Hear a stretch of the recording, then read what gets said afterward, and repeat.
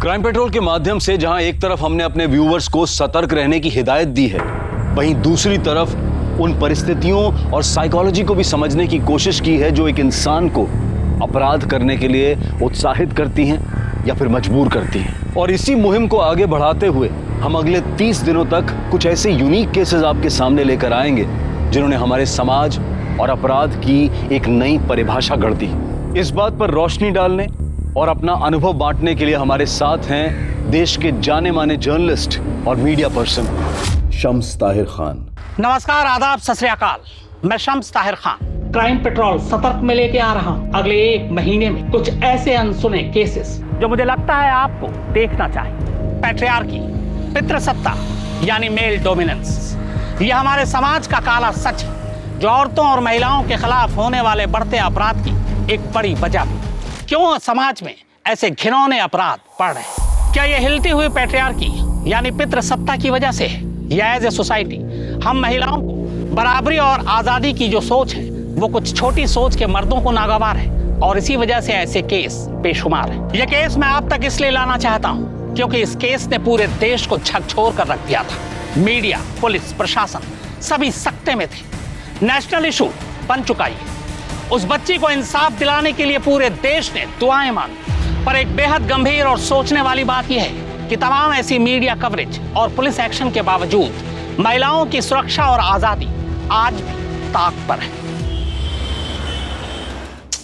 सिद्धार्थ, ये गलत फॉर्मूला है। अगर एग्जाम में तुम ये अप्लाई करोगे ना तो नंबर की जगह अंडा मिलेगा। विनी, जाओ मुंह धोकर आओ। क्लास स्टार्ट हुई नहीं कि तुम्हें नींद आने लगी। अरे रूही दीदी, ये आपका फेवरेट सब्जेक्ट है, विनी का नहीं। और वैसे भी क्लास स्टार्ट होके आधा घंटा हो चुका है और आपको पता भी नहीं चला। Okay, I know. तुम सब लोगों को ब्रेक चाहिए ना, इसीलिए सब लोग एक ही सुर में बात कर रहे हो। ठीक है, 15 मिनट का ब्रेक लेते हैं, तब तक मैं भी एक कॉफी पी लेती हूँ। 15 मिनट बाद मिलते हैं।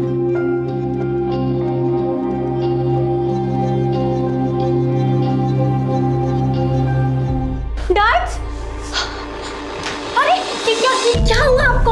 अरे बिटिया कुछ नहीं, वो दाल निकालने के लिए ऊपर उठे थे, कैबिनेट खुला हुआ था, उसी से बच गए।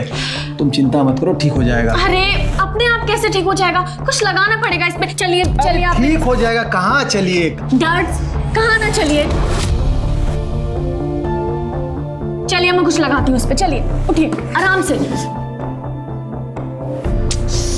डर्ट्स, आप भी ना बैठे बिठाए अपना सर फोड़ लिया।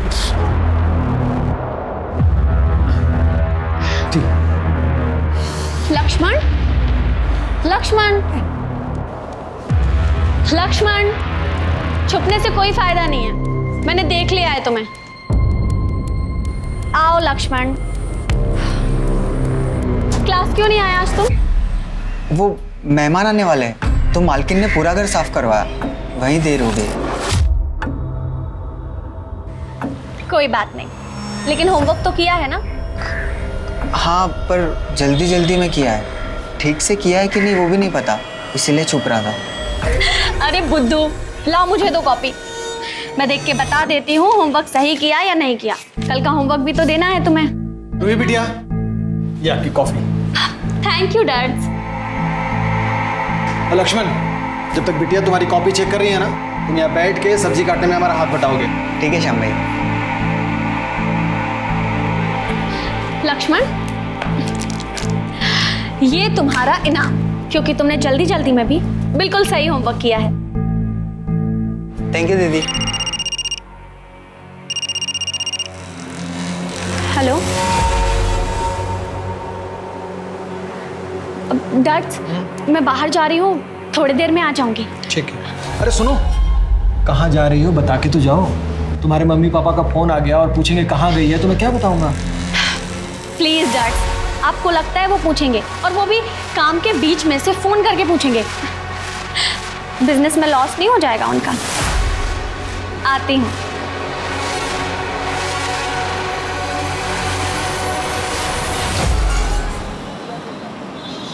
इतने से खांसी थी मम्मी को, कब से बोल रहा था टेस्ट करा लो, पर सुनती कहाँ है। आज सुबह खांसी में मुंह से ब्लड आया, हॉस्पिटल लेकर भागा, टेस्ट कराया तो पता चला उन्हें टीबी है, वो भी लास्ट स्टेज। मुझे तो समझ में नहीं आ रहा मैं क्या करूं। एक काम करो, तुम ये रखो और टेंशन मत लो, सब ठीक हो जाएगा। थैंक यू रूही, पर इतने से कुछ नहीं होने वाला, लंबी ट्रीटमेंट चलेगी। अभी ये रखो, फिर हम देखते हैं, मैं कुछ अरेंज कर लूँगी। अभी तुम आंटी के पास जाओ और उनका ख्याल रखो, अपना भी। ठीक है। और सुनो, ये तुम्हारी आंखें इतनी रेड रेड सी क्यों लग रही हैं? तुम ठीक तो हो ना? हाँ, वो रात भर सोया नहीं ना, हॉस्पिटल में था तो थक गया हूँ। मैं चलता हूँ, मुझे लेट हो रहा है हॉस्पिटल के लिए। ठीक है।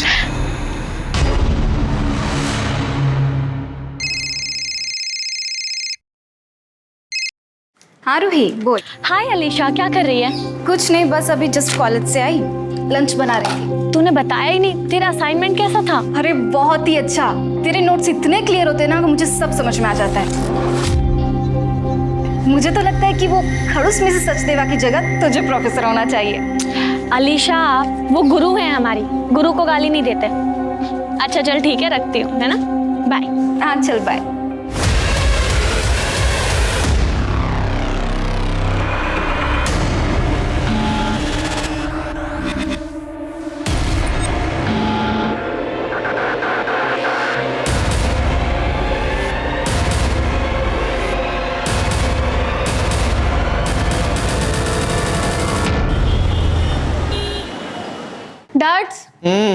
डैड्स, मॉम डैड का कॉल आया, बताया उन्होंने वो कब तक आएंगे। अरे बिटिया, बार बार एक ही बात पूछने से बात बदल थोड़ी ही जाएगी हैं? आ जाएंगे जब उनको आना होगा। तुम थक गई होगी, जाके सो जाओ। नहीं डैड्स, 2 दिन हो गए मैंने उनका चेहरा नहीं देखा। आज तो मैं तभी सोऊंगी जब वो आ जाएंगे, तब तक हॉल में बैठ के टीवी देखती हूँ।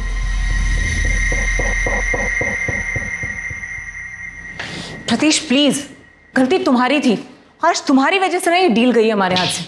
Why are you blaming me? बताओ मुझे। श्याम! श्याम!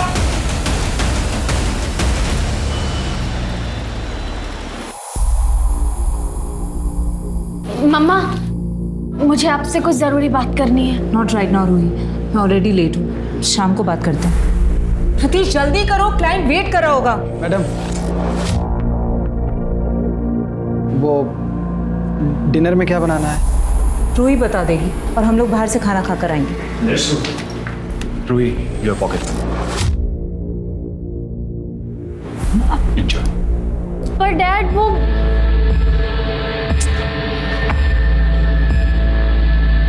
डैड्स, आप ठीक हो ना? कल रात को जो कुछ भी हुआ उस बात से आप बहुत परेशान होगे ना? नहीं बिटिया,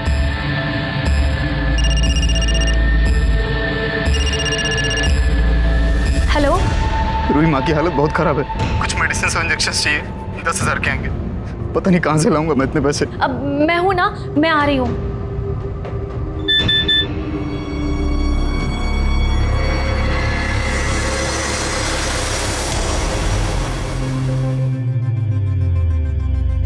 अरे रूही, क्या हुआ? मूड क्यों ऑफ है तुम्हारा? मम्मी पापा से झगड़ा हो गया?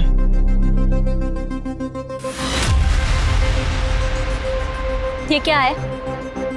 रूही, तुम जैसा सोच रही हो वैसा कुछ भी नहीं है, ये तो बस दोस्तों के साथ में। यही है ना वो मेडिसिन और इंजेक्शन जिसके लिए तुम्हें मुझसे 10,000 चाहिए थे? मम्मी की बीमारी का झूठ बोल के मैं तुमसे पैसा लूंगा? वो बिल्कुल ठीक है, मेरी अभी उनसे बात हुई।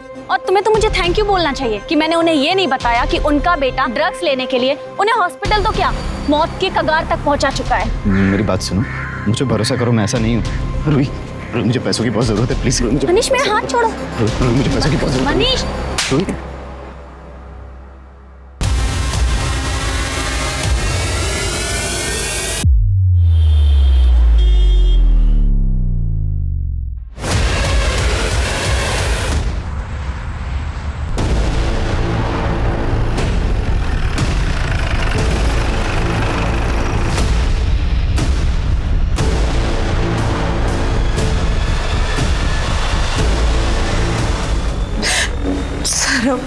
रेस्टोरेंट के बिजनेस में कल शाम को मिस्टर एंड मिसेस बैनर्जी के यहाँ पर थे, उनकी बिजनेस में पार्टनरशिप की डील के बारे में डिस्कशन चल रहा था।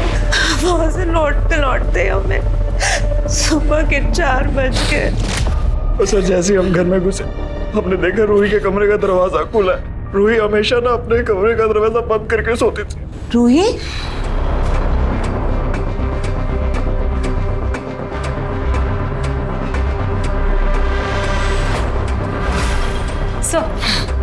सर किचन में फोन पड़ा मिला। इसे पहचानते हैं? नहीं सर, हम में से किसी का नहीं है। ये देखिए, ये कहाँ मिला? इस सर्वेंट के रूम में से। मैंने कहा था ना, ये इसने मारा।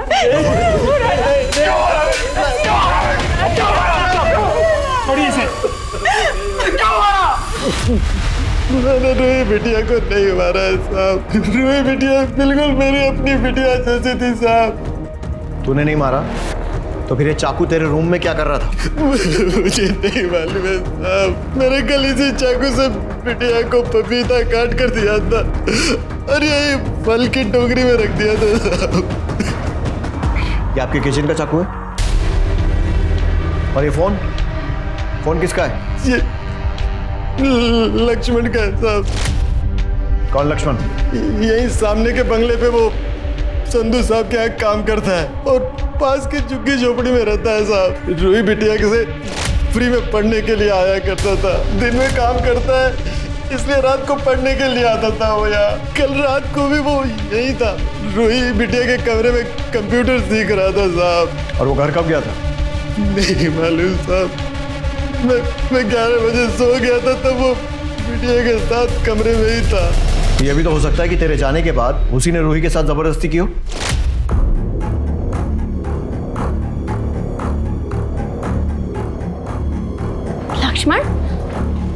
लक्ष्मण ये क्या कर रहे हो तुम? लक्ष्मण, मैंने कहा छोड़ो। अब आप कह रहे हैं तो साहब, लेकिन लक्ष्मण ऐसा लड़का नहीं है साहब। ऐसा लड़का नहीं है तो कैसा लड़का है? हाँ, और अगर उसने नहीं किया है तो तूने किया होगा, क्योंकि मिस्टर और मिसेस टंडन के आने तक तुम दोनों रूही के साथ थे। मेरी बिटिया की तरह थी साहब, मैंने उसे नहीं मारा। इसके फिंगरप्रिंट्स लो और चाकू से मैच करने के लिए फोरेंसिक भेजो। उस लक्ष्मण को उठाओ और इसको मर्डर के सस्पेशन में अंदर करो। पिछली रात रूही टंडन 17 साल की एक मासूम लड़की का बड़ी बेरहमी से कत्ल कर दिया गया। पुलिस को शक है कि रूही के साथ रेप भी हुआ है। पुलिस इसकी तहकीकात कर रही है, मगर एक बड़ा सवाल, रूही का रेप और कत्ल घर के अंदर हुआ। रूही चीखी होगी, चिल्लाई होगी, फिर घर में मौजूद नौकर श्याम ने उसकी आवाज क्यों नहीं सुनी? आस पड़ोस तक उसकी चीख की आवाज क्यों नहीं पहुंची? या फिर लोगों ने चीख की आवाज सुनकर उसे अनसुना कर दिया? सवाल यह भी कि यह कत्ल और रेप क्या प्लान था या फिर अचानक हुआ?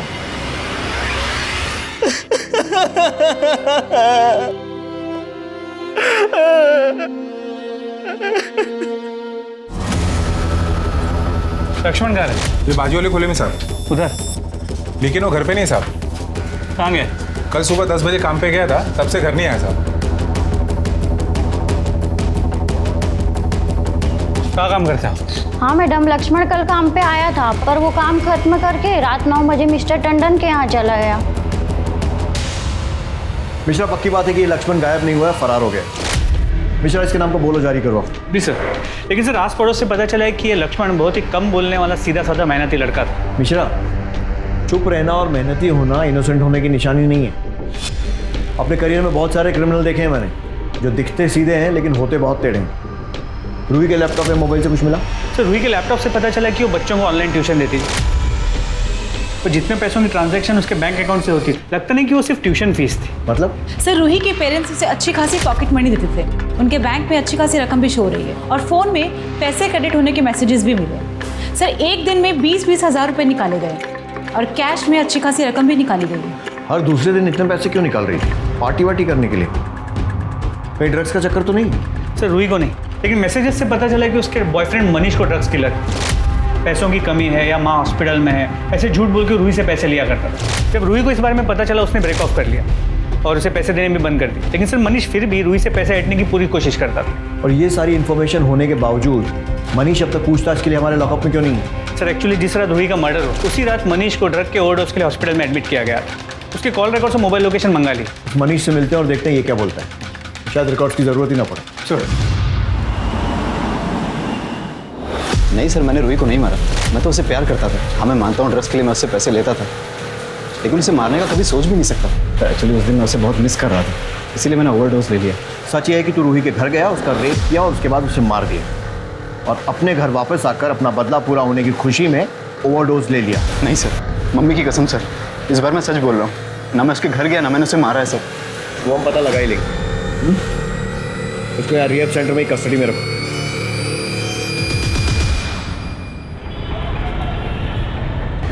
मतलब रूही शायद अनजाने में मनीष की ड्रग्स की आदत को सपोर्ट कर रही थी, या फिर शायद उसे भी ड्रग्स की लत थी। सर पूछताछ तो ऐसा कुछ समझ में नहीं आया। रूही के फ्रेंड्स, प्रोफेसर या रिलेटिव्स, उनका यही कहना है कि बहुत ही अच्छी लड़की थी। उसका इंटरेस्ट सिर्फ पढ़ाई और सोशल सर्विस में था। जी सर, और पोस्टमार्टम रिपोर्ट से भी यही कंफर्म हुआ है कि रूही ड्रग्स नहीं लेती थी। पर यह भी पता चला कि उसके साथ रेप नहीं हुआ था, जैसे हमें क्राइम सीन पे लगा था, क्योंकि उसके प्राइवेट पार्ट्स को डिस्ट्रॉय किया गया। सर उसके बॉडी पे, कपड़ों पे, बेडशीट पे कहीं भी कोई सीमेंट ट्रेसेस या कोई लुब्रिकेंट के सैंपल्स नहीं मिले। सर, टंडन फैमिली के पड़ोसी संदीप जैन आपसे मिलना चाहते हैं। सर मैं टंडन फैमिली के पास वाले घर में रहता हूँ। लास्ट वीक जब मैं देर रात तक कुछ काम कर रहा था तो टंडन के यहाँ से मुझे अचानक चीखने चिल्लाने की आवाज़ सुनाई दी। तो मैंने सुना कि मिस्टर और मिसेस टंडन अपने सर्वेंट शाम के ऊपर चिल्ला रहे थे कि वो रूही के साथ कुछ गंदी हरकतें करने की कोशिश कर रहा था जो वो सो रही थी। जैन साहब आप? अरे क्या हुआ टंडन साहब, आपके घर से इतना शोर आ रहा है? सब ठीक है ना? जी वो संदीप जी बिल्कुल ठीक है। आई एम सो सॉरी आपको इतनी रात को डिस्टर्ब हुआ। आप जाइए, आराम से सो जाइए, अभी कोई आवाज़ नहीं आएगी आपको।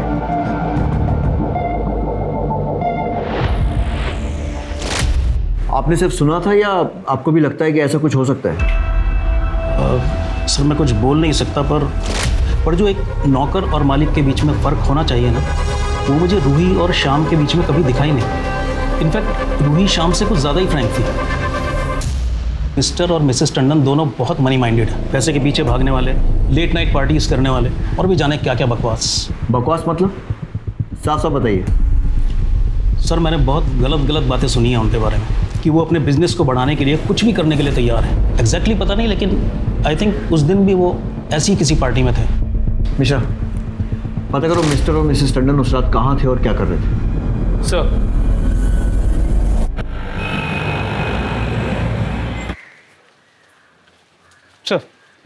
सर जिस रात रूही का मर्डर हुआ उस रात mister and Mrs Tandon Pramila और प्रकाश बैनर्जी के घर पे, और वहाँ वाइस स्वैपिंग जैसे कुछ होने वाला था। सर बैनर्जी के बेटे नील ने रूही को सोशल मीडिया पे वार्निंग भेजी थी कि वो अपने माँ बाप को फ़ोन करके समझा दे, क्योंकि उसके माँ बाप मिस्टर एंड मिसेस बैनर्जी को कोई गंदा गेम खेलने के लिए फोर्स कर रहे हैं, और अगर रूही ने ऐसा नहीं किया तो उसकी कीमत रूही को चुकानी पड़ेगी। और सर उसके बाद देर रात मिसेस टंडन मिस्टर बैनर्जी के साथ अकेले कहीं बाहर गई। मैंने बताया ना आपको इंस्पेक्टर की बिजनेस मीटिंग थी। मीटिंग घर पे, और वो भी इतना लेट नाइट तक। हमने बताया आपको कि हमारा रेस्टोरेंट का बिजनेस है, और मिस्टर एंड मिसेस बैनर्जी हमसे सिर्फ उसी सिलसिले में मिले थे। उनका बिजनेस लॉस में जा रहा था और वो चाहते थे कि वो हमारे साथ पार्टनरशिप में डील करें, जिसके लिए मिस्टर टंडन को मिसेस बैनर्जी के साथ घर में रुकना पड़ा अकेले, और आपको मिस्टर बैनर्जी के साथ अकेले बाहर जाना पड़ा। Mind your language inspector. उनके घर में वाइन खत्म हो गई थी, इसलिए मैं मिस्टर बैनर्जी के साथ वाइन लेने गई थी। और आप ये फालतू के सवाल क्यों पूछ रहे हैं? क्या आपने ये पता लगाया कि शाम के रूम में वो चाकू कहाँ से आया? ये पता लगाया कि मेरी बेटी का मर्डर किसने किया? वो सब भी पता चल जाएगा। हमें अपना काम सिखाने की कोशिश मत कीजिए। पता चल जाएगा मतलब? मैं आपको बोल रही हूँ ना, शाम नहीं मारा है रूही को। मैंने कुछ दिन पहले भी नोटिस किया था। शाम मेरी बेटी को मॉलेस्ट करने की कोशिश कर रहा था और हमने रंगे हाथों पकड़ा था उसको। क्या कर रहे थे तुम? हाँ, तुम्हारी हिम्मत कैसे हुई रूही के पास जाने की? नहीं मालकिन, आप गलत समझ रही हैं। बिटिया टीवी देखते हुए हॉल में सो गई थी तो हम उनको लाके यहाँ सुना रहे थे। Shut up! हमने अपनी आंखों से देखा है कि तुम क्या कर रहे थे। वो सो रही थी और तुम उसका फायदा उठाने की कोशिश कर रहे थे। नहीं साहब, नहीं। मॉम, डैड, ये क्या कर रहे हैं आप लोग? डैड्स पे इतने घटिया इल्जाम कैसे लगा सकती हैं आप? हमें कुछ नहीं पता है रूही। हमने अपनी आंखों से देखा है कि क्या करने की कोशिश कर रहा था। नहीं मैडम, हमने ऐसा कुछ नहीं किया। नहीं मॉम। सर शोर सुनकर मिस्टर जैन आधी रात को हमारे घर आ गए, फिर जैसे तैसे हमने उन्हें सॉरी बोलकर वापस घर भेज दिया। उस रात मुझे शाम पर बहुत गुस्सा आ रहा था। मैं उसे आधी रात को घर से बाहर निकाल देता, लेकिन रूही ने मेरी एक बात नहीं सुनी। रूही ये मानने को तैयार नहीं थी कि शाम ऐसा कर सकता है। एक्चुअली पता है, किसी की गलती नहीं है, गलती हमारी। ऐसे छोटे लोगों के साथ हमने हमारी बेटी को मिलने दिया। आई एम श्योर सर, ये लक्ष्मण है ना, ये मेरी बेटी के मर्डर में इन्वॉल्व है, इसीलिए वो गायब है। हाँ प्लीज उसे ढूंढिए, मेरी बेटी को इंसाफ दिला दीजिए।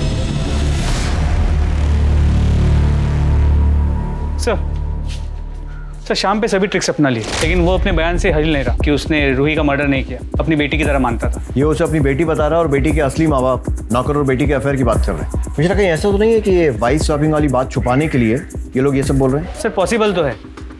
जिस रात रूही का मर्डर हुआ उस रात टंडन की मोबाइल की लोकेशन बैनर्जी के घर की थी, और देर रात मिसिस टंडन और मिस्टर बैनर्जी की मोबाइल की लोकेशन मूव होते हुए वाइन शॉप वाले एरिया पे जाती है, और उस वक्त वाइन शॉप बंद होता है। तो पॉसिबल है कि वो लोग वाइन शॉप नहीं, उसके बाजू में जो लॉज है वहाँ गए। लेकिन सर फिर भी इस सब का रूही के मर्डर के साथ क्या कनेक्शन? शायद हो भी सकता है नील ने रूही को वार्निंग दी थी कि अपने माँ बाप को रोक ले वरना कोई कीमत चुकानी पड़ेगी। शायद यही वो कीमत है। सर नील की मोबाइल लोकेशंस आ गई हैं। उसके मुताबिक मर्डर वाली रात 11 बजे नील रूही के घर के पास ही था। तूने रूही को वार्निंग दी थी ना कि अपने माँ बाप को रोक ले, नहीं तो उन्हें कीमत चुकानी पड़ेगी। उसने ऐसा नहीं किया और तूने उसका मर्डर कर दिया। नहीं सर, आप क्या बात कर रहे हो? मैंने उसको मैसेज जरूर किया था पर उसका मर्डर नहीं किया। मोबाइल लोकेशन में साफ दिख रहा है कि तू उसके घर गया था। अब अगर मारने नहीं गया था तो फिर और क्यों गया था? सर मैं वहां पे उससे सिर्फ बात करने गया था, और मैं जैसे उसके घर पे पहुंचा मुझे मॉम का फोन है और मुझे मॉम ने बोला कि बेटा तू जैसा समझ रहा है वैसा कुछ भी नहीं है। मैं वहां से चुपचाप अपने घर आ गया था सर। जैसा ये सोच रहा है वैसा नहीं था, तो फिर कैसा था? सर हमारा रेस्टोरेंट का बिजनेस लॉस में चल रहा था, और जब बिजनेस बढ़ाने के लिए मिस्टर एंड मिसेस टंडन ने हमें पार्टनरशिप का प्रपोजल दिया, हम लोगों ने इंटरेस्ट लिया, लेकिन बाद में वो हमारा माइंड वॉश करने लग गए वाइफ स्वैपिंग के लिए। और फिर सर उसके बाद तो लिटरली उन्होंने हमें मनाना शुरू कर दिया वाइफ्स की अदला बदली के लिए। और एक दिन तो हद होगी जब मिसेस टंडन मुझे वाइन के बहाने बाहर ले गई। और सर यहाँ प्रतीश मेरे साथ गलत हरकत करने की कोशिश कर रहा था। प्रमला जी मैं आपको कुछ दिखाना चाहता था। बिल्कुल दिखाइए। क्या है कि हम अपना रेस्टोरेंट कैसे चलाएंगे।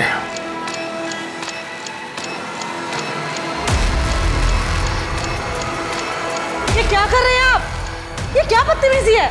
और जब मैंने उन्हें कहा कि अगर वो इस तरह से रेस्टोरेंट चलाना चाहते हैं तो हम अपना रेस्टोरेंट बंद रखना ज़्यादा पसंद करेंगे, और जब हमने उनकी शर्तें नहीं मानी तो वो दोनों अपना मूड खराब करके तकरीबन सुबह 4 बजे तक हमारे घर से चले गए।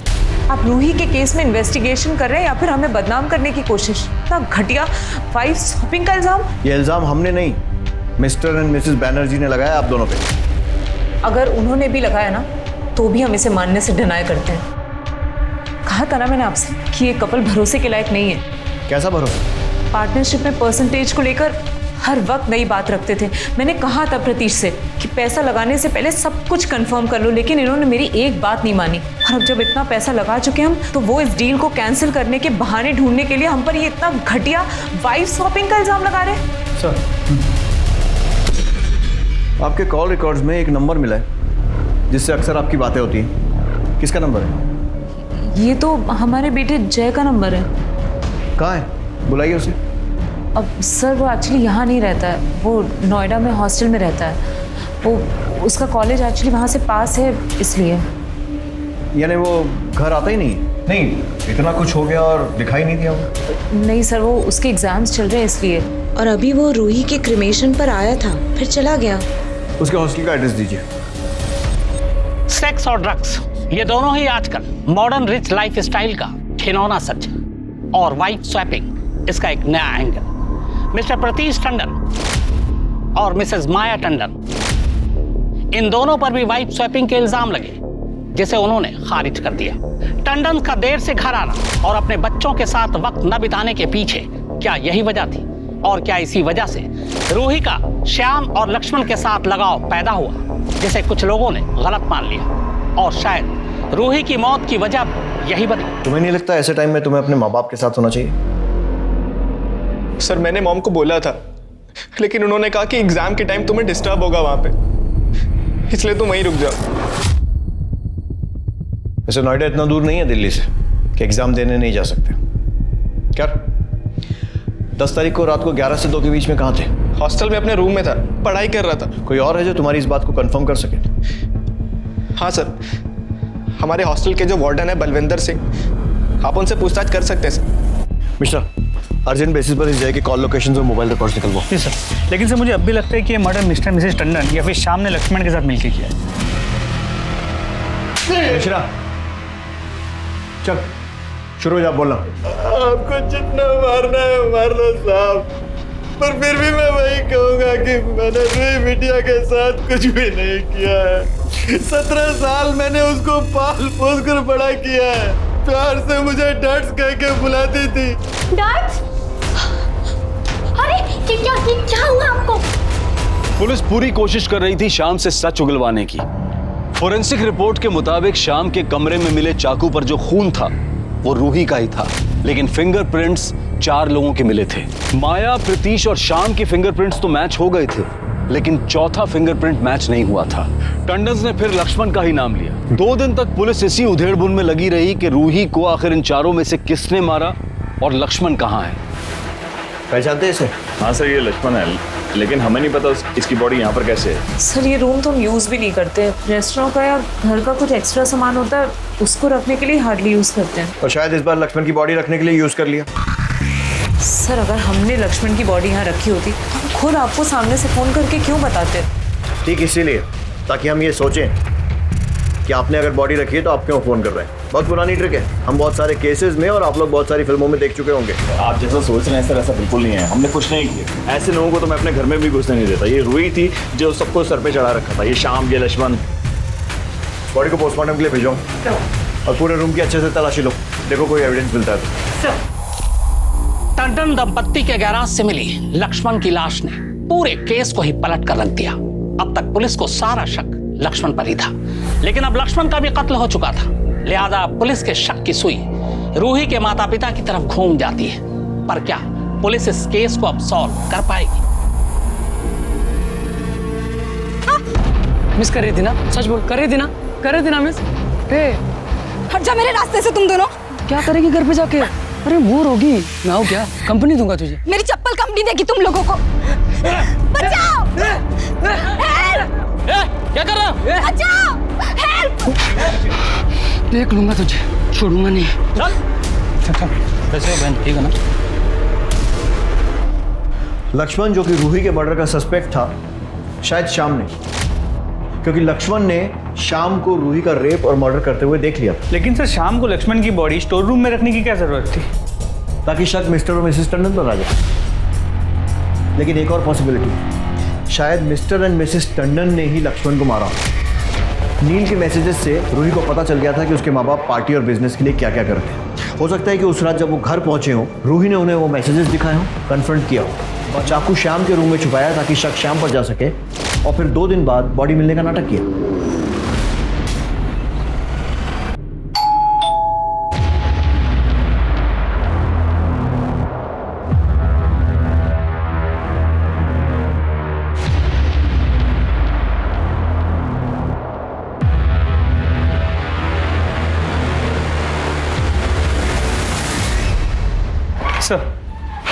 सर मनीष ने हमसे झूठ कहा था। जिस रात रूही का मर्डर हुआ उस रात मनीष के मोबाइल की लोकेशन रात 11 से 11:30 के बीच रूही के घर के पास की थी। मनीष मैं कह रही हूँ चले जाओ यहाँ से, वरना मैं बस एक आखिरी बार 10,000 रुपए दे दो प्लीज। मनीष मैंने तुमसे कहा ना तुम चले जाओ, वरना मैं शोर मचा दूंगी, समझे तुम? और उसके बाद तूने रूही के घर से स्टोर रूम की चाबी चुराई, लक्ष्मण की बॉडी छुपाई, चाबी वहीं रखकर अपने घर आ गया, है ना? नहीं सर, मैंने किसी को नहीं मारा। हाँ मैं मानता हूँ कि पैसे लेने के लिए मैं रूही के घर गया था, लेकिन आप जैसा बोल रहे हैं ऐसा कुछ भी नहीं हुआ था। रूही प्लीज़ एक आखिरी बार मुझ पर भरोसा कर लो। मुझे रिहाब सेंटर जाने के लिए 10,000 रुपये चाहिए। रूही मैं ठीक होना चाहता हूँ और अब मैं तुमसे ठीक होने के बाद ही मिलूंगा। ठीक है,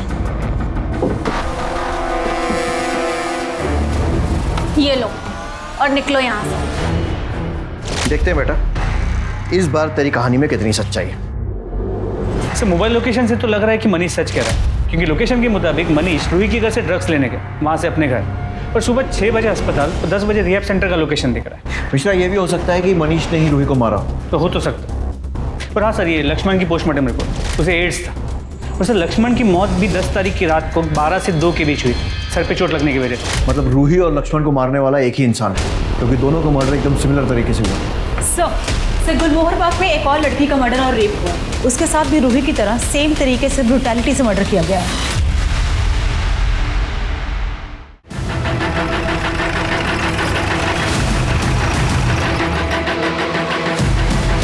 रेप हुआ या नहीं ये पोस्टमार्टम रिपोर्ट के बाद ही कंफर्म होगा।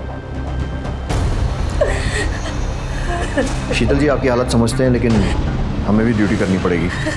अलीशा 1:30 बजे कॉलेज से घर आती है और मैं ऑफिस से 5:30 बजे। अलीशा घर में अकेली ही रहती है और आज जब मैं घर आई तो ये सब।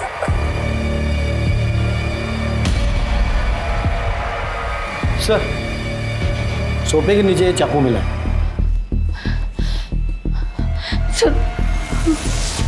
वो लड़के, अलीशा ने मुझसे कहा था कि जब भी वो कॉलेज से आती थी तो वो लड़के उसका रास्ता रोकते थे।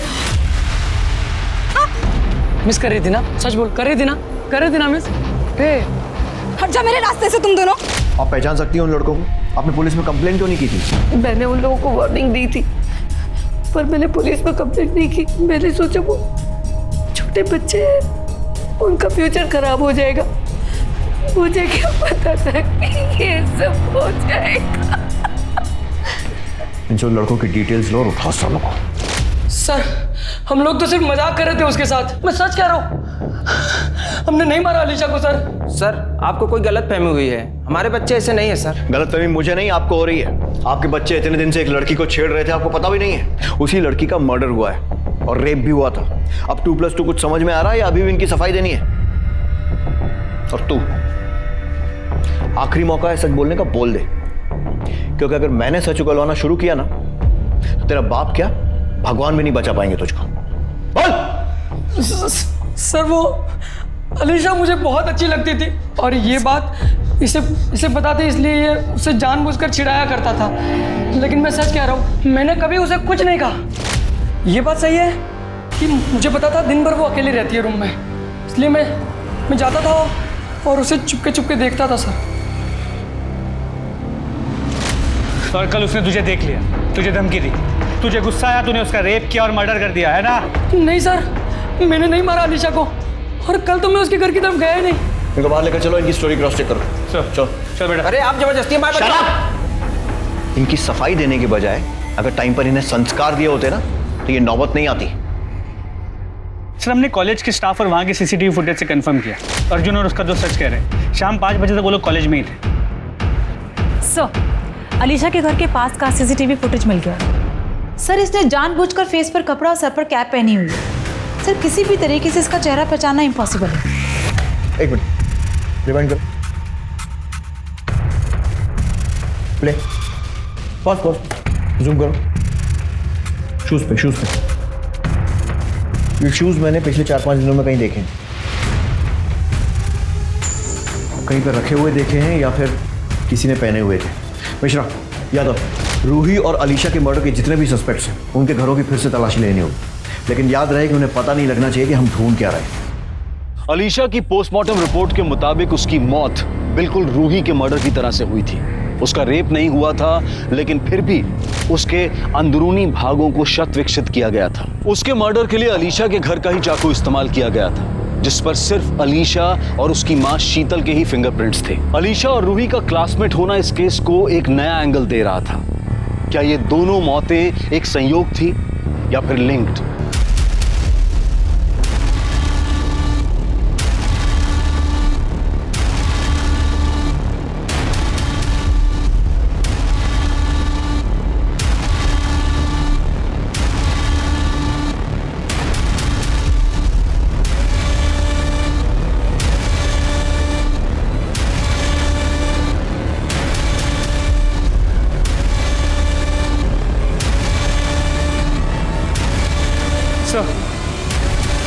जूते तो नहीं मिले, लेकिन ये फाइल मिली, ये देखिए।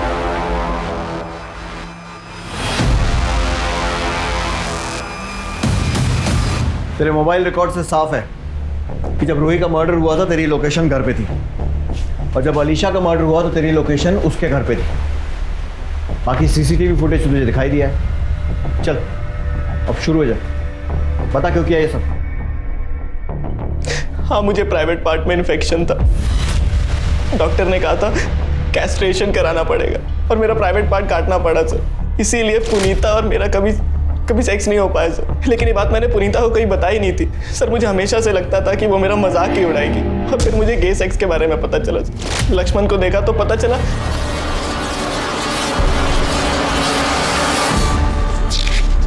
जय, तुम इतनी रात को, और ये तुम्हारी मेडिकल रिपोर्ट्स मुझे मॉम डैड के कमरे में मिली। इसमें लिखा है कि तुम्हारे प्राइवेट पार्ट्स में इन्फेक्शन था, इसीलिए तुम्हारा क्रस्टेशन कराना पड़ा। शायद इसीलिए पुनीता ने तुमसे ब्रेकअप कर लिया। हाँ, काटना पड़ा मुझे। नामर्द हूं ना मैं, यही कहना चाहती हो ना तुम? हाँ, मैं पुनीता के साथ कुछ नहीं कर पाया। नहीं भैया, तो बस आपसे ये कहना चाह रही हूँ कि शायद पुनीता को अगर हम पहले बता देते इस बारे में तो शायद वो इस सिचुएशन को समझ पाती। मुझे ऐसा लगता है कि मुझे उसे बता देना चाहिए। रूही, कहा था ना फेक सिंपैथी नहीं चाहिए, मतलब नहीं चाहिए, ताकि सारा का सारा शक शाम पर जाए।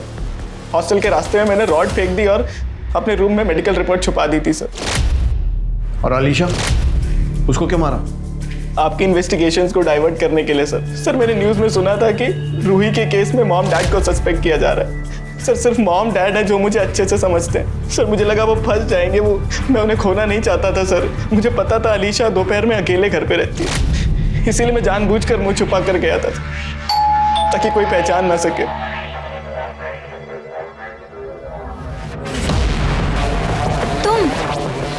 तुम यहाँ क्या कर रहे हो? अलीशा, मुझे तुमसे रूही के मर्डर से रिलेटेड कुछ बात करनी थी। हाँ? अंदर आ सकता हूँ मैं? हाँ, आ जाओ।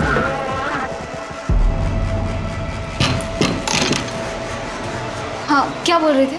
अलीशा, मुझे पता है रूही का मर्डर किसने किया है। किसने किया है? मैंने। हाँ? तो मैं किसी तीसरी लड़की को भी मार देता सर, लेकिन मेरे पास कोई और ऑप्शन नहीं था सर। रूही से बात करने का ऑप्शन था तेरे पास। जो लड़की गरीब और मजबूर लोगों की बात समझ के उनकी हेल्प करती थी, वो अपने भाई की बात नहीं समझ सकती थी। पर तेरे सर पर तो सनक सवार थी। सिर्फ रूही नहीं, अलीशा, लक्ष्मण, सबको मार दिया। किस लिए? ताकि माँ बाप को खोना ना पड़े। और अब तेरे माँ बाप ने तुझे हमेशा के लिए खो दिया। जय टंडन, रूही का भाई और उसका कातिल। कौन सोच सकता था कि रूही को इतनी बेरहमी से मारने वाला उसका अपना भाई होगा। और वजह, क्योंकि वो अपनी चेंज सेक्सुअलिटी और मेल ईगो से डील नहीं कर पा रहा था। लेकिन अपनी सेक्सुअलिटी खुल जाने का डर जय के अंदर इस कदर था कि उसने न सिर्फ अपनी बहन रूही बल्कि मासूम आलिशा को भी मौत के घाट उतार दिया। सेक्सुअल प्रेफरेंस और एक्सेप्टेंस की वजह से आजकल क्राइम रेट और बढ़ गया है।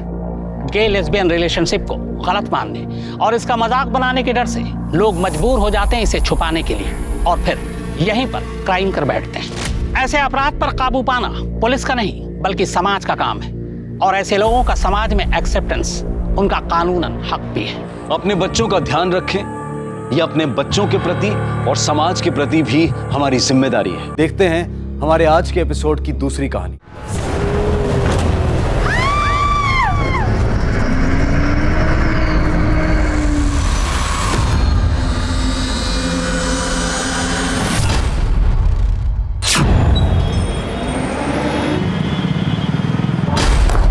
What is this? What do I do with these designs? विशाल, अगर तुमसे प्रोडक्शन मैनेज नहीं हो रहा है तो बोल दो ना, नहीं हो पाएगा। मेरे डिजाइन की ना बैंड मत बजवाओ। 1 महीना रह गया शिपमेंट के लिए और तुमसे कुछ भी हैंडल नहीं हुआ है अभी तक। Ma'am, I am so sorry, I will take you no what, do not take care. पापा ने जो मिस्टेक किया ना तुम्हें प्रमोशन देके, I do not want to take that risk. तो जो कर रहे थे वही करो, मैनेजर के सपने देखना तो छोड़ ही दो तुम।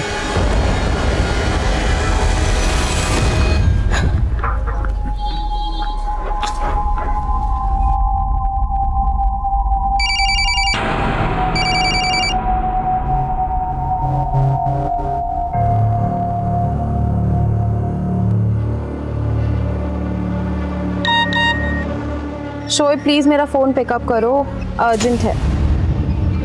हेलो शोएब। अब मेरी याद कैसे आ गई तुम्हें? आई नो पापा ने तुम्हारे साथ ठीक नहीं किया, बट मैं तुम्हें कंपनी में वापस बुलाना चाहती हूँ। कंपनी को तुम्हारी ज़रूरत है। ओह, तो मतलब सिर्फ अपनी कंपनी के लिए बुला रही हो? हाँ, अगर मैं ये कहूँ कि मुझे भी तुम्हारी ज़रूरत है तो? ठीक है, तुम मुझसे शादी करोगी?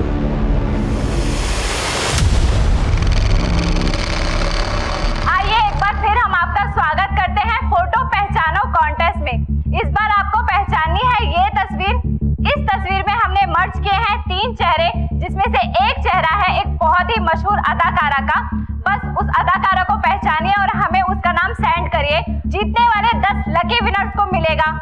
5 लाख रुपए का इनाम और एक ब्रांड न्यू कार। अबे ये तो भोजपुरी एक्टर चुमचुम का फोटो है। चल अंसारी, चल जल्दी मैसेज कर। अपना एक मैसेज भी अगर लकी ड्रॉ में आ गया ना तो अपने को 5 लाख और एक कार मिलेगी। भाई 5 लाख रुपए तू रख लेना, मैं तो कार ले लूंगा। अपनी गर्लफ्रेंड को पटा के डेट पे लेकर जाऊंगा मैं। अबे वो लड़की नहीं पटने वाली तुझसे, वो उम्र में भी तुझसे बड़ी है और हैसियत में भी। उसका बाप मोटा आसामी है बे, और तेरा बाप जहर खुरानी करता था। अबे तो तेरा बाप कौन सा सत्संग करता था बे? जहर खुरानी तो अपने रगों में बसा हुआ है। हत्या, रेप और अपहरण ये हमारे देश में बहुत ही कॉमन अपराध हैं, लेकिन ये जहर खुरानी क्या था? दरअसल इस नाम के पीछे एक अजीबोगरीब कहानी है, और इस कहानी ने एक ऐसी कहानी को जन्म दिया जिसके बाद हिंदुस्तान की क्राइम हिस्ट्री में एक कुख्यात अपराध का जन्म हुआ।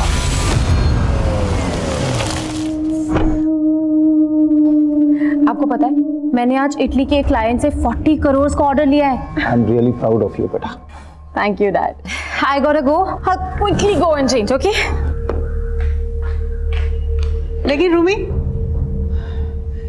बेटा, वो प्रशांत की मदर का कॉल आया था। तेरे पापा के हार्ट अटैक की वजह से हमने तेरी शादी पहले ही पोस्टपोन कर दी थी, लेकिन अब वो लोग ये शादी जल्द से जल्द कराना चाह रहे हैं। कैसी बातें कर रहे हो? आपको पता है कि मैं नेक्स्ट ईयर कितना बिजी हूँ। मेरा पूरा ध्यान बिजनेस पे जाने वाला है। मैं शादी करूंगी कि मैं बिजनेस संभालूंगी? आप एक काम करो ना, आप उनको शादी के लिए मना कर दो। कैसी बात कर रही है तू? तेरी सगाई हो चुकी है और तू तो आप अब बोल दो कि मैं अब ये शादी नहीं करना चाहती। क्या बोल रही है बेटा तू? Dad please don't force me. आपको भी पता है आपकी तबीयत ठीक नहीं रहती है, मुझे बिजनेस संभालना है। और वो विशाल जिसको अपने नया मैनेजर रखा है, उसको कुछ काम नहीं आता है। I can't just handle him dad. इसीलिए आई हैव डिसाइडेड कि मैं शोएब को वापस ला रही हूँ कंपनी में। शोएब, दिमाग खराब है तुम्हारा? पता है ना कितने घपले किए उसने ऑफिस में? डैड इवन यू नो कि शोएब ने कोई घपले नहीं किए हैं। आप दोनों जानते हैं कि आपने शोएब को क्यों निकाला था, बिकॉज आपको लगता है कि मेरा और शोएब का अफेयर था। अच्छा तो तू अब ये कहेगी तू शोएब से शादी करना चाहती है ना? मम्मा कैसी बातें कर रहे हो? मैंने कहा कि मैं शोएब से शादी करूंगी, पर इसका मतलब ये भी तो नहीं ना कि मैं शोएब पे गलत इल्जाम लगने दूं। तो ये है वो 10 लकी विजेता जिन्होंने जीते हैं पूरे 5 लाख रुपए और एक ब्रांड न्यू कार। हमारे सभी विजेता साले रोज रोज ये सिखाते हैं हमारा। पागल हो गए क्या? टीवी को क्यों तोड़ रहा है? अरे ये फ्रॉड है यार, ये सब कॉन्टेस्ट। साले एक मैसेज का 15 रुपए लगता है। हम दिन में 10-12 मैसेज करते हैं, हर मैसेज से ये लोग पैसा कमाते हैं। सो पूरे कंट्री में अगर 1 करोड़ लोग भी मैसेज करते होंगे ना तो एक दिन में 15 करोड़ रुपए कमाते हैं ये लोग। अबे तो हम लोग क्या कर लेंगे इनका पता? हम इनका कुछ नहीं कर सकते, लेकिन अपना तो कुछ कर सकते हैं। मतलब?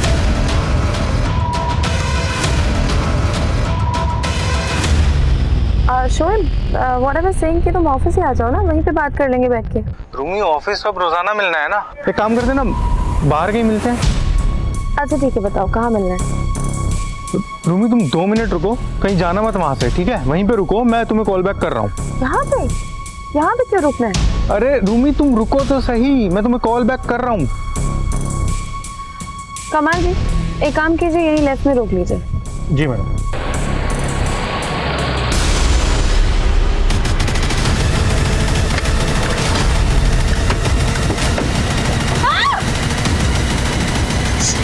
चले गाड़ी चला, चल चल चल चला। चुप।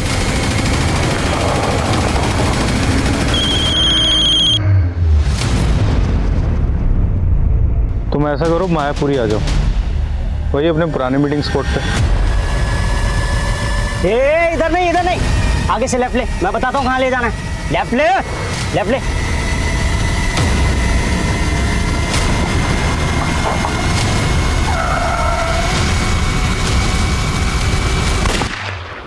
हाय सर, रूमी मैडम का एक बायर के साथ 3 बजे मीटिंग था, लेकिन वो अभी तक ऑफिस ही नहीं पहुंची हैं। लेकिन वो तो सुबह ही चली गई है। रुको बात करता हूँ। सर मैंने उनको फ़ोन किया बट उनका फ़ोन स्विच ऑफ बता रहा है।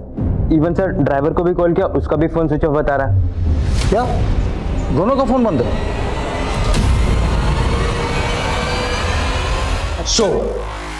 शिट। मेरा तो नसीब ही खराब है। अच्छा वो कब तक आ रहा है? मुझे क्या मालूम, तू पता कर।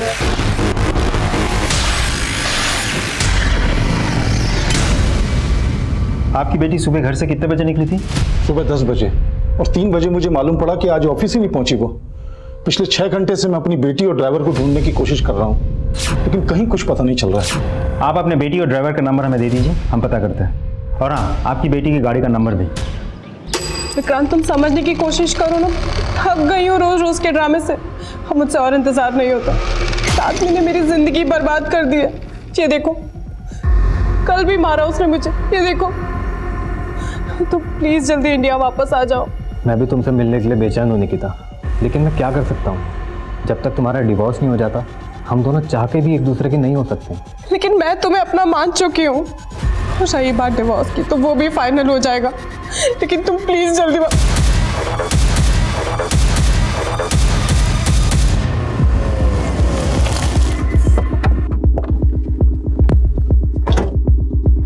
आपके ड्राइवर और रूमी के फ़ोन महिपालपुर में एक साथ बंद हुए थे, लेकिन ये इलाका आपके घर या ऑफिस के रूट पे नहीं आता। तो कहीं ऐसा तो नहीं कि रूमी किसी दोस्त या रिश्तेदार से मिलने गई हो? नहीं, उसकी ऑफिस में एक इम्पोर्टेंट मीटिंग थी, वो कहीं और जा ही नहीं सकती है। रूमी को आखिरी कॉल किसी शोएब नाम के लड़के ने की थी। आप जानते हैं किसी शोएब को?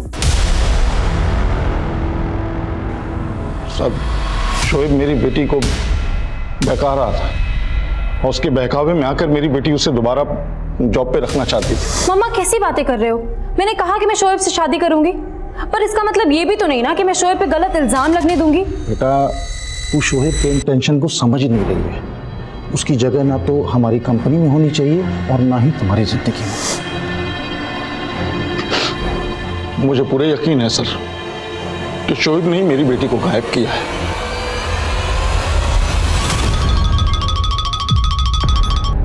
हेलो, निकिता राठौड़ जी बोलिए।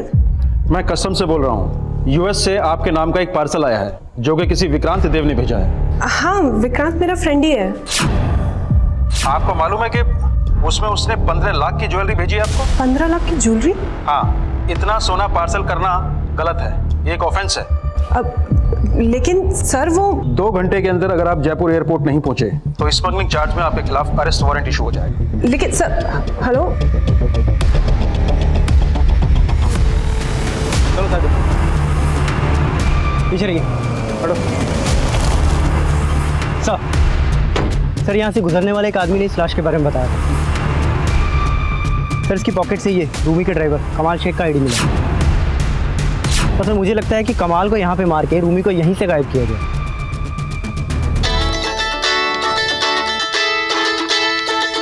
हेलो हेलो,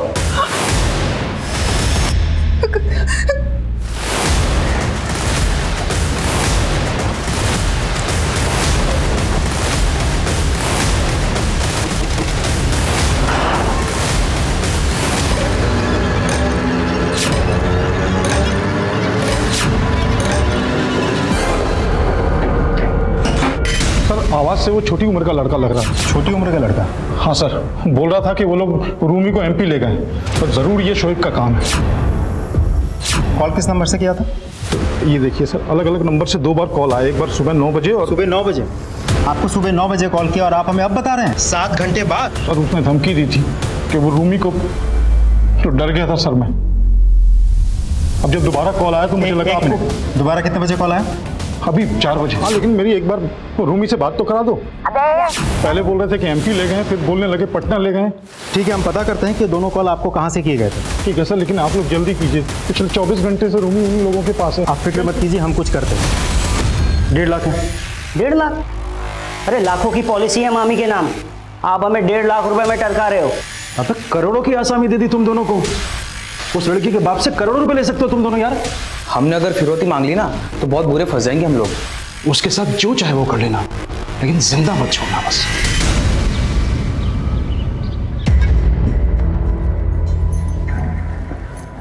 सुबह से देख रहा हूँ कुछ परेशान लग रही हो, कुछ बात है क्या? नहीं, कोई बात नहीं है। प्यार से पूछ रहा हूँ तो भाव खा रही है। तलाक होने वाला है हमारा, जरूरी नहीं है सब कुछ बताऊं तुम्हें। सब कुछ बताऊं मतलब? कुछ पूछ रहा हूँ तुमसे। अरे तुम बेकार में डर रही थी निकिता, ये सिर्फ पैसे खाने का चक्कर है। उस कस्टम वाले को 2.5 लाख रुपए की ब्राइब देनी है बस। 2.5 लाख? अरे 15 लाख का सोना छुड़वाने के लिए ये कमी है ना। उसने मुझे अपना अकाउंट नंबर भेजा है, मैं तुम्हें फॉरवर्ड करता हूँ। फिर कल तक तुम्हारे पास 15 लाख के गहनों का पार्सल भी पहुंच जाएगा। ठीक है। सर रूमी के फादर को फिरौती के वो दोनों कॉल सतना से किए गए थे और सर दोनों ही नंबर फेक आईडी से लिए गए हैं। किडनैपर्स फोन पर बोल रहे थे कि रूमी को पहले उन लोगों ने दिल्ली से एमपी और फिर एमपी से पटना लेके गए। लोग वाकई सच बोल रहे हैं, गोल गोल घुमा रहे हैं हमें। पक्का कोई बहुत बड़ा गेम चल रहा है। तो फिर देश की राजधानी दिल्ली में दिन दहाड़े एक लड़की की किडनैपिंग होती है, लेकिन रूमी अग्रवाल की किडनैपिंग किसी के प्रोफेशनल राइवलरी का अंजाम है, या रूमी किसी के नफरत के शिकार हुई है, या किसी के लालच या हवस का। पुलिस किडनैपिंग के मकसद को ही नहीं समझ पा रही। रूमी को गायब हुए 36 घंटे से भी ज्यादा का वक्त बीत चुका है। रूमी का बॉयफ्रेंड शोएब शक के दायरे में जरूर है, लेकिन पुलिस किसी और एंगल पे काम क्यों नहीं कर रही? क्योंकि दूसरे एंगल और भी चौंकाने वाले हैं। लड़की की किडनैपिंग दिल्ली में होती है, फिरौती का कॉल एमपी से आता है। मैं गोली चला दूंगी। बंदूक नीचे कर बंदूक। मैं गोली चला दूंगी। चला गोली। मैं सच में चला दूंगी मैं। अरे चला ना गोली। मैं तुझसे प्यार करता था और तूने मेरे साथ ही गन चलाने के लिए ना ये दबाना पड़ता ही है। और कर ले प्यार, ओ प्यार के भूखे।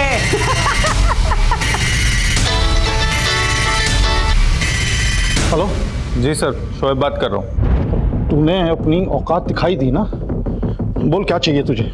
लेकिन मेरी बेटी को कुछ हुआ ना तो मैं तुझे। देखिए रूमी को कुछ नहीं होगा। देख मैं पुलिस से भी तुझे बचा दूंगा और 7 की जगह 10 करोड़ दूंगा। तू बस सही सलामत मेरी बेटी को मेरे घर छोड़ दे। ये देखिए सर, इस नंबर से शोएब ने मुझे कॉल किया था। वो बोल रहा था कि उसने रूमी को गायब नहीं किया, लेकिन झूठ बोल रहा है सर। मुझे पूरा यकीन है इसमें कोई चाल है उसकी। हम कुछ करते हैं, आप शांति रखिए। जो करना है जल्दी कीजिए सर। मेरी बेटी पता नहीं किस साल में होगी।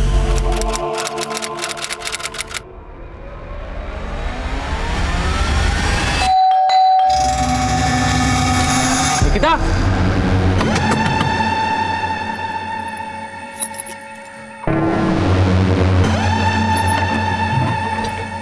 निकिता,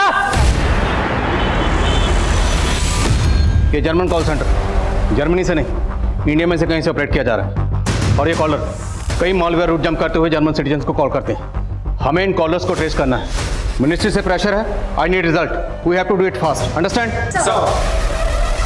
सर अलवर का एक केस है सर। फ्रॉड तो सिर्फ 2.5 लाख रुपए का है।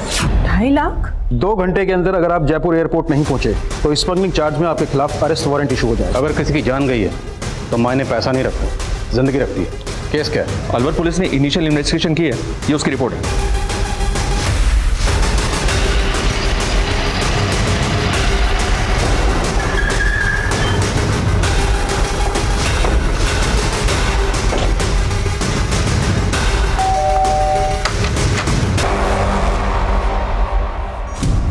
निकिता का फोन देखा हमने। इसमें विक्रांत के नाम से एक नंबर फीड किया गया, लेकिन वो नंबर किसी फेक आईडी से लिया गया था और उस नंबर से निकिता के नंबर पर दीपक चौधरी के बैंक अकाउंट की डिटेल भेजी गई।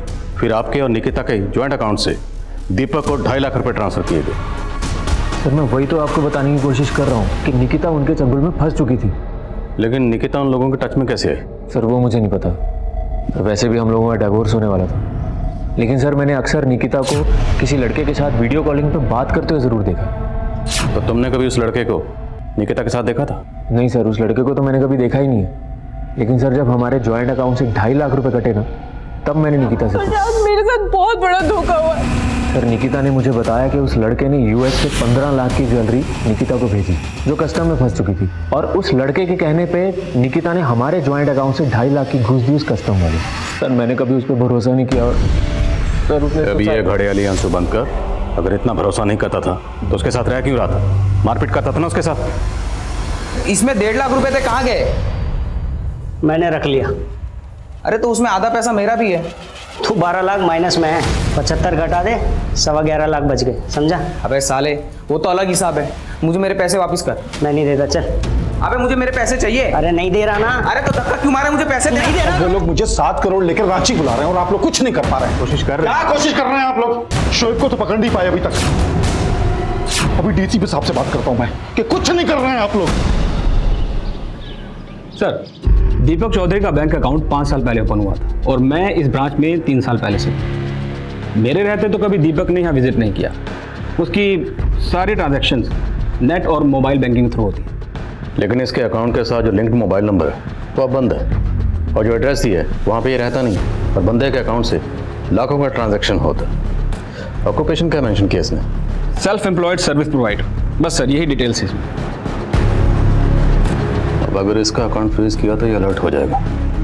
ट्रांजैक्शन करता रहेगा तो इस तक पहुँचने का सोर्स मिल सकता है। शास्त्री जी, अब प्लीज़ मेरे लिए काम करिए। किसी भी बहाने से इस दीपक को एक बार ब्रांच में बुला लीजिए। जी सर, मैं समझ गया। सर, मैंने जयपुर एयरपोर्ट पे पता करवाया, पर वहाँ दीपक चौधरी नाम का कोई भी कस्टम ऑफिसर नहीं है। ये दीपक चौधरी बहुत पहुंची हुई चीज़ है, और विक्रांत ये भी इससे कनेक्टेड हो सकता है। हमें पता करना है कि निकिता इनके टच में कैसे आई, कैसे इन लोगों ने निकिता को ट्रैप किया। निकिता का सोशल मीडिया अकाउंट खंगालो। Yes sir.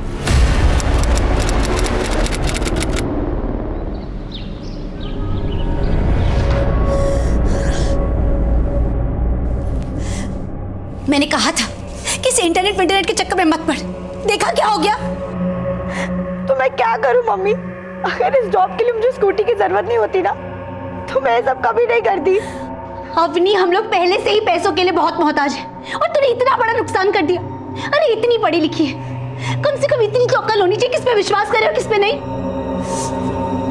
अब कहाँ जा रही है? बात कर। तो क्या करूं मम्मी? अब मर जाओगे आप? पागल हो गई है क्या? मरने की बातें कर रही है।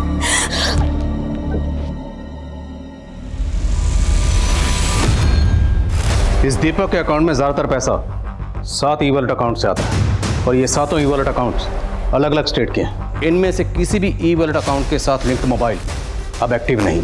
और एक बात, इनमें से किसी के भी अकाउंट से जब पैसा दीपक के अकाउंट में ट्रांसफर होता है तो तुरंत कैश भी विड्रॉल हो जाता है।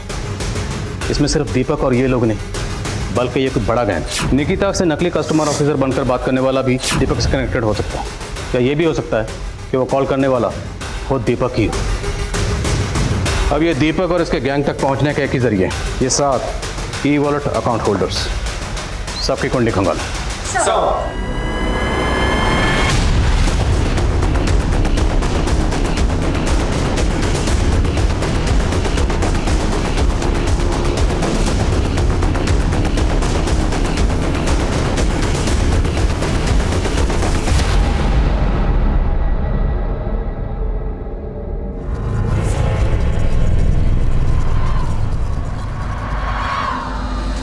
मेरी रूमी को साथ लेके ही आना। देखिए, हमें निकलना होगा, फ्लाइट का टाइम हो गया। चलिए।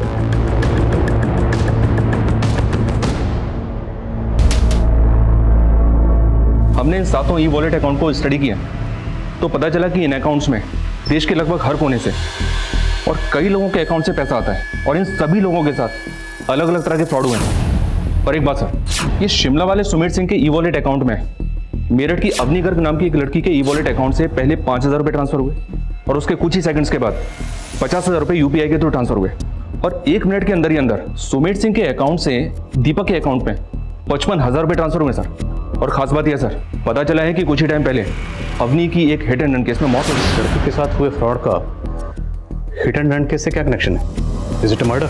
मेरठ पुलिस को भी ऐसा ही कुछ डाउट है सर, पर कुछ कह नहीं सकते कि अवनी के साथ हुए इस फ्रॉड में और हिट एंड रन केस में आपस में क्या कनेक्शन है। लड़की की फैमिली में कौन कौन है?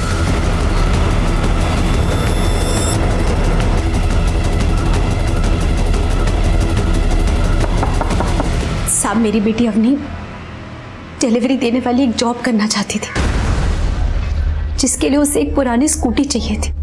और पुरानी स्कूटी कहाँ से खरीदना चाहती थी? इंटरनेट पे है ना, RLX करके, जहाँ पे पुराना सामान बेचा जाता है। मम्मी ये देखो कैसी स्कूटी है। ये ना RLX का पोर्टल है, यहाँ पे ओनर डायरेक्ट ऐड डालते हैं सेल करने के लिए, और सिर्फ 37,000 प्राइस लिखा है। मैं इसको फ़ोन करके और कुछ कम करवा लेती हूँ, अभी कॉल करती हूँ। फिर अपनी ने उस आदमी से फ़ोन पे स्कूटी के दाम कम कराए, और उस आदमी के कहने पर अपनी ने उसके खाते में पहले 5,000 डलवा दिए। लेकिन आपने तो 5,000 की जगह 50,000 डलवा दिया। 50,000? आप टेंशन मत लो, मैं आपका 45,000 आपको वापस कर दूंगा। मैं आपके अकाउंट में UPI से पेमेंट करूं? UPI? मैं आपको पेमेंट रिसीव करने की एक रिक्वेस्ट भेजता हूं। आप QR कोड स्कैन करके अपना पिन डाल दीजिए, तुरंत पैसा आपके अकाउंट में आ जाएगा। ठीक है। और आप लाइन पर रहिएगा ताकि कोई कंफ्यूजन ना हो। आपको रिक्वेस्ट मैसेज आया? एक सेकेंड।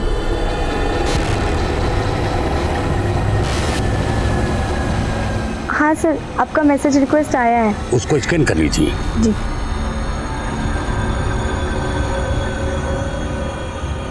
हाँ सर, मैंने स्कैन करके पिन डाल दिया है। साबुस आदमी ने अपनी को ऐसा पागल बनाया कि उसके बाद अपने के खाते से 50,000 और कट गए और फिर उसने अपने का फोन उठाना ही बंद कर दिया। ऐसा नहीं है कि इन फ्रॉड्स का शिकार सिर्फ अशिक्षित वर्ग होता है, बल्कि शिक्षित वर्ग भी और कई नामी हस्तियां भी इन फ्रॉड्स का शिकार हो चुकी हैं। साइबर क्राइम अब क्रेडिट कार्ड और डेबिट कार्ड की डिटेल्स पता करने तक ही सीमित नहीं रहा है। आपका OTP नंबर पता करने के लिए सिम स्वैपिंग के गुण भी ऐसे अपराधियों ने इजाद कर लिए हैं। ये क्रिमिनल्स आपको ईमेल और मैसेजेस के जरिए लुभावने एनक्रिप्टेड लिंक्स भेजकर भी आपको चूना लगा सकते हैं। ऐसे लिंक्स पर किया गया आपका एक क्लिक आपका खाता साफ कर सकता है। और अनसिक्योर्ड मोबाइल ऐप्स भी ऐसे क्रिमिनल्स का हथियार हैं जो फोन मिररिंग का काम करती हैं और फिर आपकी फोन बैंकिंग ऐप्स को कंट्रोल करके ये क्रिमिनल्स आपको ऐसे कंगाल कर देते हैं कि आपको पता भी नहीं चलता। ऐसे फ्रॉड से बचने के लिए सतर्क रहना हम सब के लिए बहुत जरूरी है। लेकिन यहाँ सवाल ये था कि साइबर क्राइम का ये नेक्सस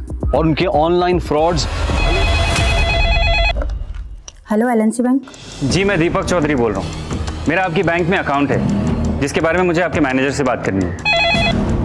सर, दीपक चौधरी का फोन आया, वो आपसे बात करना चाहता है। तुरंत उसका कॉल ट्रांसफर करो। जी, मुझे जानना था, मुझे आपकी बैंक से एक मेल आया है जिसमें लिखा है अगले 24 घंटे में मेरे ट्रांजैक्शन सस्पेंड हो जाएंगे और मुझे आज एक अर्जेंट ट्रांजैक्शन करना है। दीपक जी, आपका रजिस्टर्ड मोबाइल नंबर काफ़ी दिनों से बंद था, तो सिक्योरिटी पर्पज से हमने आपके अकाउंट को फ्रीज कर दिया। और सिर्फ आपका नहीं, ऐसे हमने बहुत सारे अकाउंट फ्रीज किए। जी, वो मेरा फ़ोन खो गया था। डोंट वरी दीपक जी, आप एक काम कीजिए, आप किसी दूसरे नंबर को अपने अकाउंट से लिंक कर लीजिए।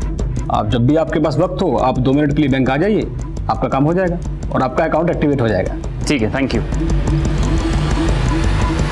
ये देखिए सर, RLX के पोर्टल से स्कूटी का वो आइडिया भर चुका है जिससे अवनी के साथ फ्रॉड हुआ था।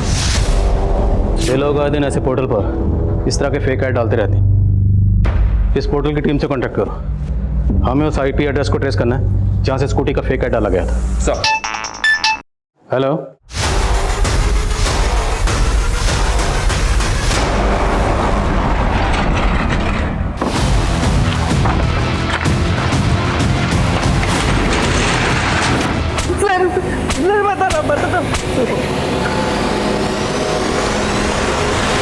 वो बैंक अकाउंट भले ही मेरा है लेकिन मैं उसे ऑपरेट नहीं करता था। मैंने अपना बैंक अकाउंट रेंट पे दिया था। रेंट पे दिया था? नाम बोल। 5 साल पहले मैं दिल्ली में जॉब करता था, तब मेरी दोस्ती नवीन नाम के एक लड़के से हुई थी। उसी ने मेरा अकाउंट रेंट पे लिया था। तो तेरे अकाउंट के साथ जो मोबाइल नंबर लिंक है वो नवीन इस्तेमाल करता था? सर, नवीन नहीं तो उसके लोग यूज करते होंगे सर। मेरे जैसे बहुत लोगों के अकाउंट हायर किए उन्होंने। और ये नवीन की फोटो है कोई तेरे पास? 5 साल से मैं मिला नहीं उससे।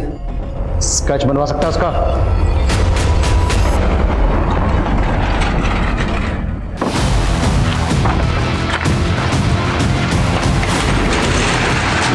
पाँच साल पहले इसी ने मेरा अकाउंट रेंट पे लिया था।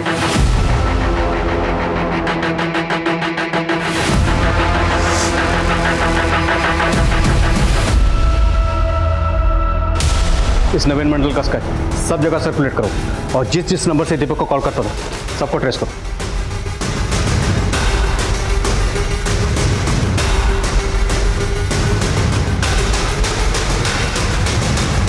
दिल्ली पुलिस से पता चला कि नवीन मंडल 5 साल पहले दिल्ली में हुई रूमी नाम की एक लड़की की किडनैपिंग और ये पिछले 5 साल से गायब है। 5 साल पहले हुए रूमी किडनैपिंग और मर्डर केस में इस नवीन मंडल और उसका दोस्त यूसुफ अंसारी के इन्वॉल्वमेंट के बारे में हमें रूमी के ड्राइवर कमाल के जरिए पता चला था। पहले हमें लगा था कि कमाल भी विक्टिम था। पोस्टमार्टम रिपोर्ट के बाद हमें पता चला कि वो लाश किसी 30 साल के आदमी की थी, जबकि कमाल की एज 40 साल के ऊपर थी। फिर जब हमने कमाल को डीकोड किया तो पता चला कि कमाल का भांजा यूसुफ अंसारी और उसका दोस्त नवीन मंडल इस पूरे किडनैपिंग के दौरान कमाल के साथ टच में थे।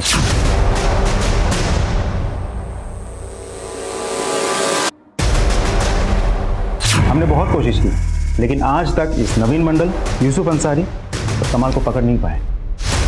मैं तो उन लोगों को पैसे देने के लिए तैयार भी था। इनफैक्ट दिल्ली पुलिस के साथ 7 करोड़ लेके रांची भी गया था। सर शाम से रात हो गई लेकिन वहाँ कोई नहीं आया। उसके बाद 2 लड़के आए और बैग लेके भाग गए। पुलिस ने कोशिश की लेकिन उन्हें पकड़ नहीं पाए। पैसे भी गए और उसके बाद दिल्ली में रूमी की। मंडल, अंसारी और कमाल ये सिर्फ धोखाधड़ी नहीं बल्कि मर्डर और रेप केस में भी इन्वॉल्व। हमें इन सब तक जल्द से जल्द पहुंचना है। जी सर। और सर ये मंडल दीपक को जिन नंबर से कॉल करता था वो सभी नंबर्स फेक आईडी से लिए गए नंबर से, और इन नंबर्स की लोकेशन ज्यादातर जामताड़ा है। Jamtara. Hello hello hello sir मैं एबीएस बैंक से बोल रहा हूँ। सर क्रेडिट कार्ड के पीछे से सीवी नंबर 1 2 3 जी मैं एसडीआई बैंक के साइबर क्राइम का एक ऐसा गढ़ जहां से होने वाले फ्रॉड्स भारत में ही नहीं बल्कि यहां से दूसरे देशों के कई लोगों को भी नुकसान पहुंचा चुके हैं।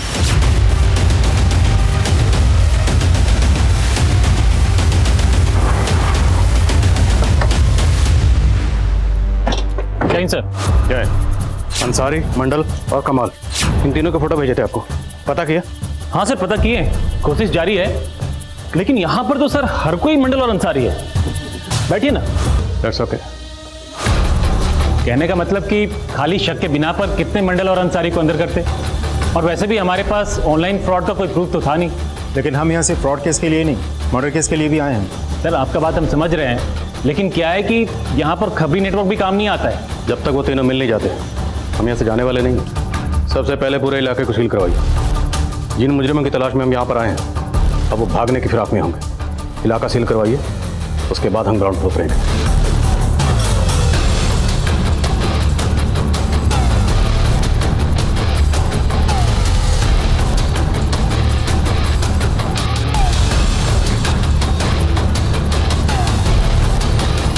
शर्मा महल देख रहे लोगों के? ऑन एन एवरेज यहाँ पर 150 से 200 करोड़ का फ्रॉड होता है। उसी फ्रॉड की बदौलत लोगों ने महलों जैसे घर बना रखे हैं यहाँ पे। और ये मोबाइल टावर्स, इनसे इनको स्ट्रॉन्ग नेटवर्क मिलता है जिससे ऑनलाइन फ्रॉड करने में आसानी होती है, इसलिए यहाँ आसपास रहते हैं। 1 मिनट सर। सर हेलमेट लगा लीजिए।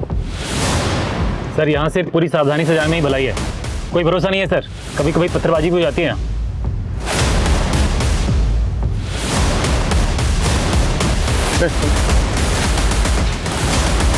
ये जरा फोटो को ध्यान से देखो, इन दोनों को यहाँ पे देखा? अरे ध्यान।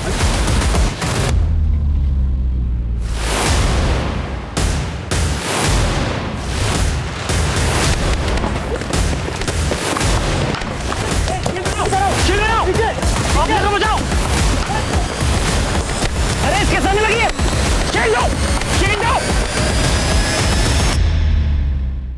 सब के सब इन्वॉल्व है सर। हर घर में एक एटीएम मास्टर है। ATM master? हाँ सर, वो ऑनलाइन फ्रॉड करने वालों को यहाँ पर एटीएम मास्टर बोलते हैं। लंबा इतिहास रहा है यहाँ का। ये एटीएम मास्टर के पहले ये इलाका जहर खुरानी के नाम से प्रसिद्ध था। बहुत पुराना? जहर खुरानी सर। वो जब ट्रेन आती थी गांव में तो लोकल लोग चढ़ जाते थे और पैसेंजर्स को नशे या जहर की चीज़ें खिला के उनको लूट लेते थे। तब ये लोग उठाई गिरी थे सर। आज सबके सब एटीएम मास्टर बन गए। पता चला है कि अंदर गांव में कहीं ये लोग स्कूल भी चलाते हैं।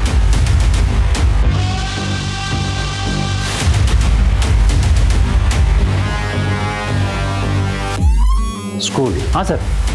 कैसा स्कूल? वो लोकल लड़कों को वहाँ पर फ्रॉड करना सिखाते हैं, लेकिन इतने सालों में हम बहुत पता किए सर। एग्जैक्टली वो स्कूल कहाँ पर है पता नहीं चल पाया।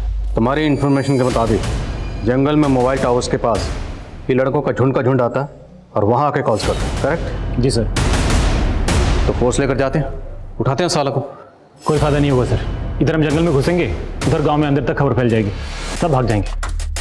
तो हमें कोई ऐसा रास्ता ढूंढना होगा जिससे हमारे जंगल में होने की किसी को भनक तक ना लगे। क्यों ना हम रात को ही वहाँ पर छिप जाएं, फिर लड़के सुबह सुबह वहाँ पर आते हैं। जैसे ही अपनी कार्रवाई शुरू करेंगे दबोच लेंगे साला को रंगे हाथ। और हो सकता है हमें मंडल, अंसारी और कमाल की खबर भी मिल जाए।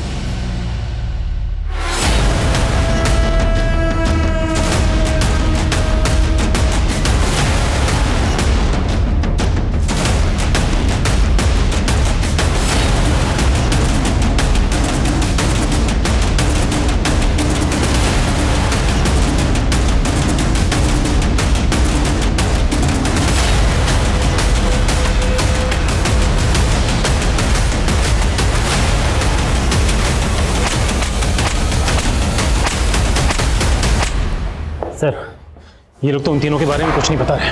ये लोग भले कुछ नहीं कह रहे, लेकिन अंसारी मंडल और कमाल पक्का भागने की कोशिश करेंगे। नाकाबंदी में ढील मत करना। सर पीछे पीछे रोक रोक। सर, एक गुरुराज की गाड़ी है, 4125 नंबर है। अभी अभी नाकाबंदी से बचने की कोशिश की है सर। हम लोग अभी पहुंच रहे हैं। ओह सर, एक गाड़ी की इन्फॉर्मेशन आई है, वो लोग नाकेबंदी से भागने की कोशिश कर रहे हैं।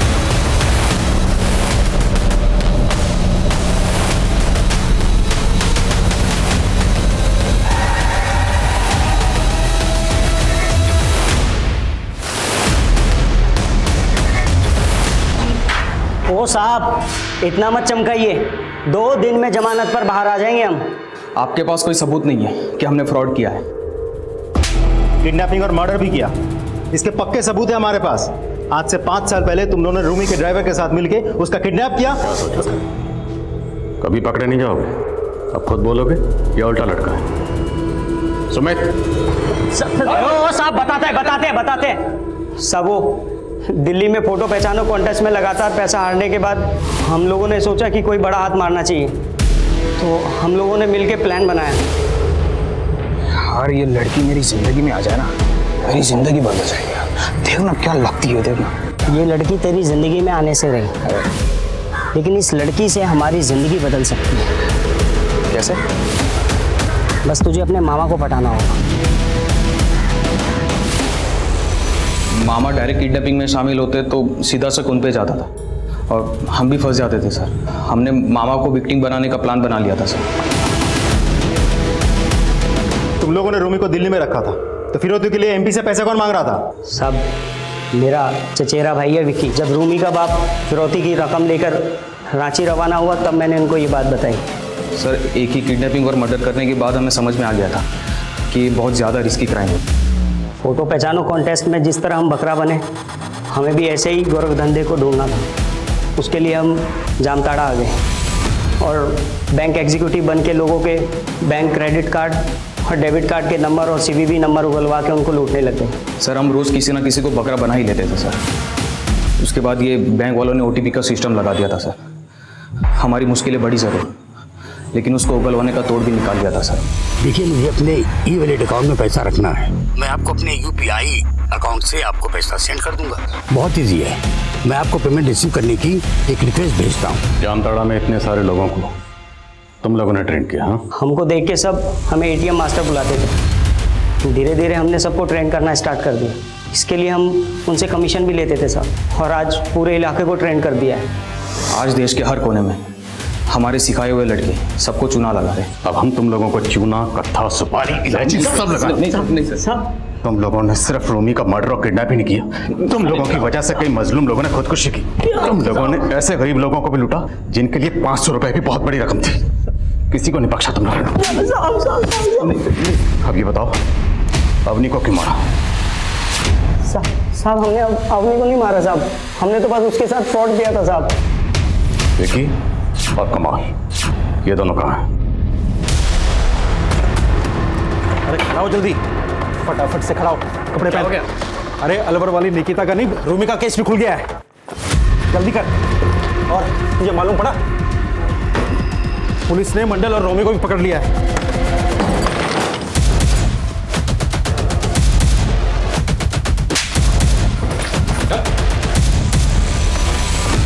निकिता राठौर और अवनी गर्ग हमारी इस क्राइम की कहानी की ऐसी पीड़िता थी जिनकी जानें बच सकती थी अगर टेक्नोलॉजी के इस्तेमाल में वो थोड़ा सजग और सतर्क रहती। टेक्नोलॉजी का इस्तेमाल गलत नहीं है, लेकिन हमें इस बात को ध्यान में रखना होगा कि टेक्नोलॉजी की आड़ में कोई हमारा गलत इस्तेमाल ना कर ले। याद रखें, रेप, हत्या और किडनैपिंग के मामलों में विक्टिम का विवेक भले ही काम ना करे, लेकिन ऑनलाइन फ्रॉड के मामलों में फ्रॉडस्टर्स फ्रॉड को तभी अंजाम दे सकते हैं जब जाने या अनजाने में आप उसे ऐसा करने की अनुमति दें। और ये वाकई हैरान करने वाली बात है कि पिछले कई सालों में नवीन मंडल और यूसुफ अंसारी जैसे लड़कों ने एक ऐसा नेक्सस फैला दिया कि जामताड़ा अब साइबर क्राइम का केंद्र बन गया। लेकिन सिर्फ जामताड़ा ही नहीं, देश के कई नामी शहर ऐसे जामताड़ा के गढ़ बन रहे हैं और न जाने कैसे कैसे हथकंडे अपनाकर ये अपराधी हमें लूटने के लिए तैयार बैठे हैं। हमारी एक छोटी सी लापरवाही हमें ऑनलाइन फ्रॉड का शिकार बना सकती है, इसलिए हम सबको हमेशा सतर्क रहना बहुत जरूरी है। अब मैं अनूप सोनी आपसे विदा लेता हूं। फिर मुलाकात होगी क्राइम पेट्रोल सतर्क में एक और नए केस के साथ और उस पर हमारे एक्सपर्ट के विश्लेषण के साथ। तब तक अपना और अपने परिवार का ख्याल रखें, सतर्क रहें, सुरक्षित रहें और देखते रहें क्राइम पेट्रोल सतर्क। जय हिंद। इस तरह के और भी एपिसोड देखने के लिए हमारे चैनल को सब्सक्राइब करें और बेल आइकन दबाना ना भूलें।